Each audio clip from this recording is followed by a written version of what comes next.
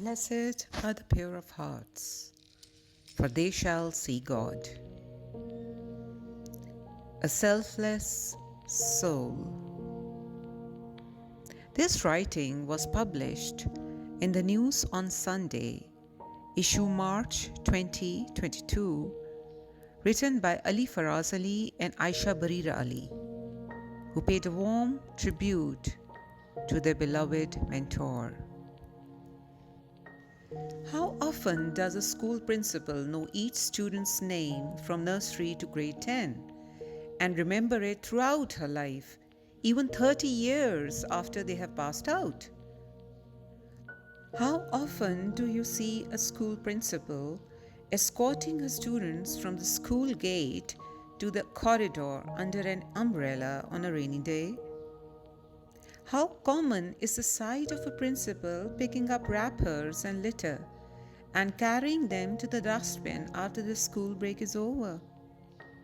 Sister Martin was one such rare principal.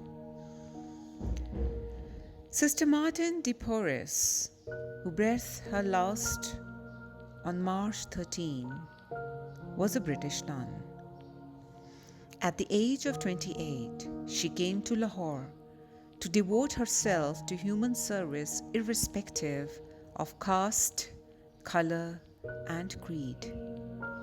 She was 92 and still busy as a bee in her mission. She didn't let her students offer her a farewell. Instead, she chose a funeral. Sacred Heartians have lost their beloved mentor and a family member. At her funeral in the school church, the entire alumni found it hard to hold back their tears, for they knew they were bidding farewell to their childhood. A smiling face that was gone forever brought tears to the eyes of thousands. The uncontrollable emotions of her former students flooded the social media. Sister Martin made a phenomenal contribution to women's education in Pakistan. The quality of education and character building under her guidance broke social barriers and built confidence in her students. Many of her students have excelled in their respective fields to become the pride of the nation. Thousands of others have quietly but significantly transformed society and stamped it with their personalities. Sister had served in Europe for about 6 years when she received a call from Asia. She was needed in Pakistan. Who knew that one day she would become the pride of patriotic Pakistanis? She landed on the soil of Lahore, the city of saints and open-hearted people, on January the 5th, 1958, and stepped for the first time into Sacred Heart Convent School. She planned to serve and change the world and was full of new ideas. Her first assignment was to teach English to grade 4 students. After some years, she also taught grade 7 and grade 8. Her creative and exciting methods kept the students alert, enthusiastic, and involved in the lesson till the last minute. Since 1992, she had been performing her duties as the principal, taking awareness lessons, teaching morality, equality, compassion, and her personal motto, live for others, apart from handling other administrative responsibilities of the institute. No wonder she was often visited by her former students from all corners of the world. According to her devoted students, she was the bridge that connected the silver sands of the past with the on-flowing rivers of the golden future. The Great Famine of India at the end of the 19th century was indirectly responsible for the establishment of the school Sister Martin was associated with. The fact that Sacred Heart Convent School originated from an orphanage still lurks in its milieu with distinctive warmth of a mother's love for all of its pupils. Financial support from abroad was withdrawn when in 1908 the famine was over.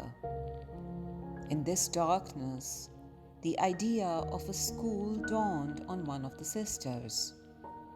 Who knew that the fame of the school would soon pass beyond any advertisement?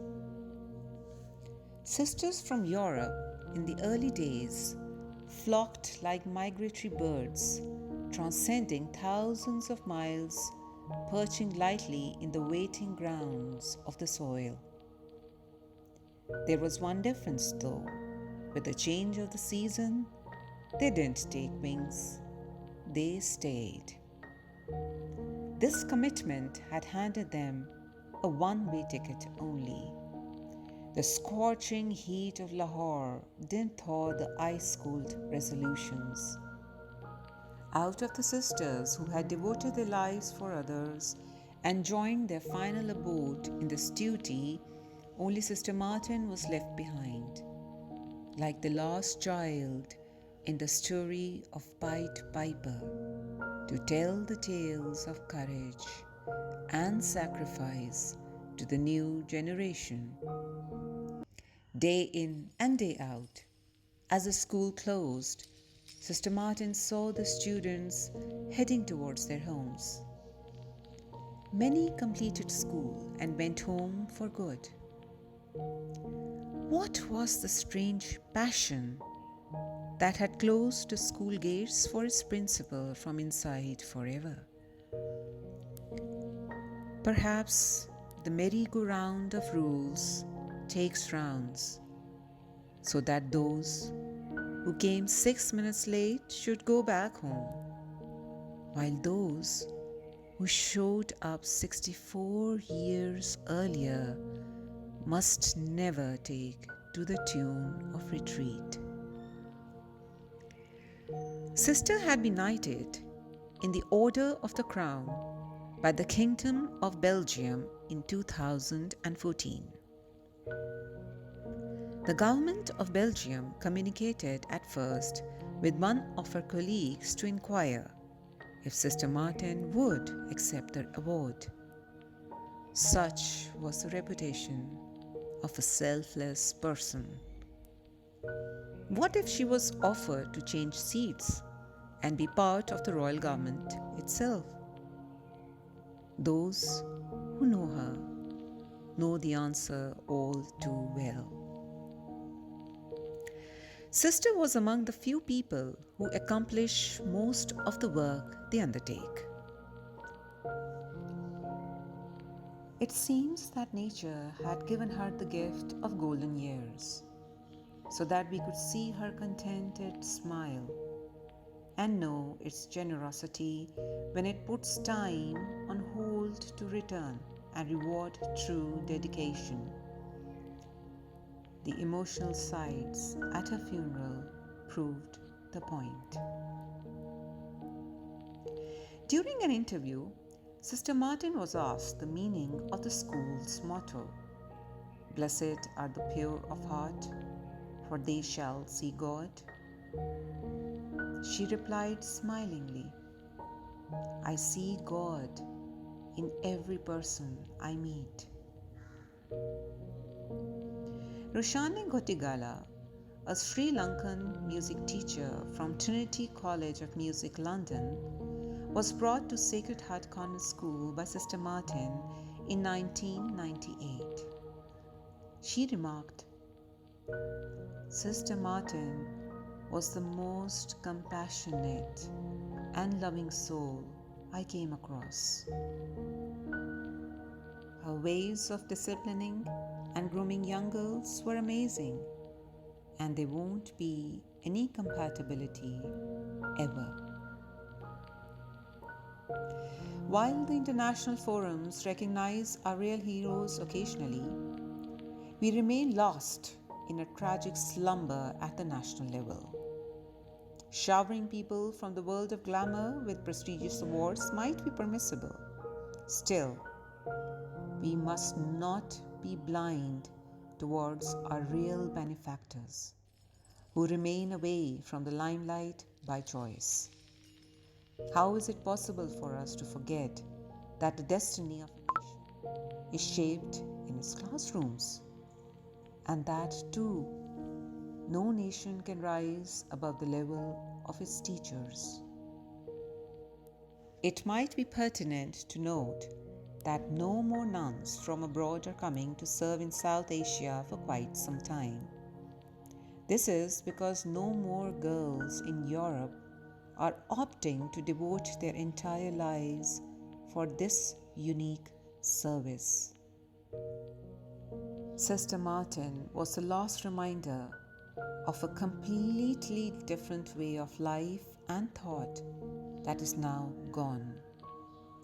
We were lucky to see a foreign nun sweating profusely in summers, taking rounds of the school, for there will be none after this. Sister Martin will be remembered by her students for her dedication, compassion, and amiable nature. Rest in peace, Sister Martin. You will stay alive in all of us.